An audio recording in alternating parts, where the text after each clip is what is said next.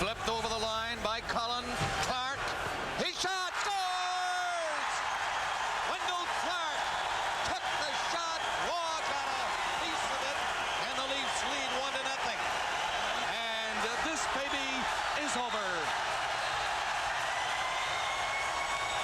We played the game down all week, and we sort of kept it quiet, and we just said it was another game, but deep down it wasn't another game. The guys really wanted to win it, and I wanted to win it. I think the whole team gave an effort. We didn't ask them to, to win one for the Gipper, nothing like that, but the guys came out and played well, and we wanted to win it for back home because we know back home they're all looking at it.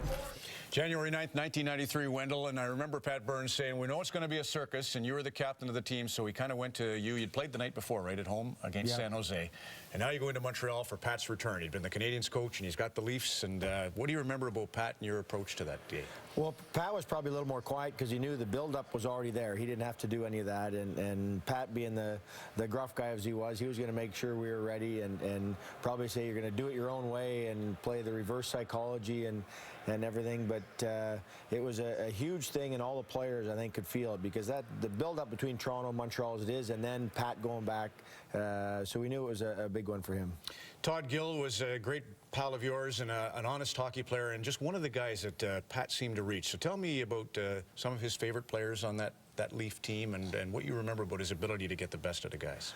Well, I think it's the biggest thing was Pat. Pat always pushed hard. That old 105, 110% motto, and once he got to know the personalities of the players, and the players really accepted the roles that Pat put us in, and that was the big thing for all of Pat's teams, is everybody had a role. If you were playing with Dougie, you had more offense, more creativity allowed because he was our main guy, and if you moved and went with Peter Zezel's line or Clint Eastwood's or Eastie's line, call him Clint, but you played more defensive, dump and chase, bang and roll, and Pat had us all in roles depending on what line you're playing on, and give it credit, he got all the guys to play the role and accept the role, and the biggest thing, the toughest thing as a coach is to get the players to feel good about that role, and because for the team to do well and to play long and late into the season, it takes all 20 guys on the ice. You can't just do it with 2 or 3 guys, and it can't be just your superstars. It has to be the whole lineup does their little thing, whether it's 2 minutes or 18 minutes in a game.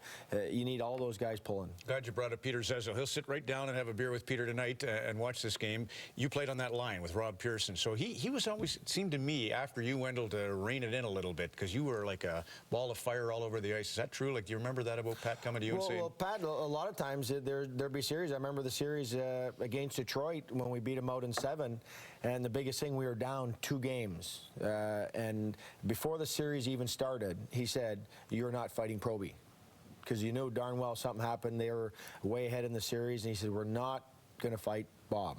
And that was their big thing. So for 2 games, I started taking all this heat because we lost, I think, 7-2 and 6-2 or something in those first 2 games. And Probert actually sniped about it, right? He said, "Where's Wendel?" Proby was playing really well, and I'm not going out there. The game's out of hand. And Burns, he said, don't, because you don't say what the game plan is before you go out. And he says, "You're not fighting.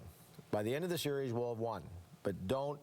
And he had a game plan. He wanted to stick with it. And by game 3, we won. Game 4, we won. I think we won game 5 as well. So the game plan took over. So he had, a game plan all set up beforehand. He didn't want me to go out and get caught up in that, I guess. So he put the reins on early, knowing that I played a lot on emotion. So he said, if the game starts going one or the other, I'm just going to already tell him you're not to do that. So Pat already had it going, and then by the 3rd series against LA, he didn't say there was no fighting Marty. So it was a whole thing that he had the game worked out in his head a long time before. Wish we had more time. You were a great captain and a coach combination. A lot of fun.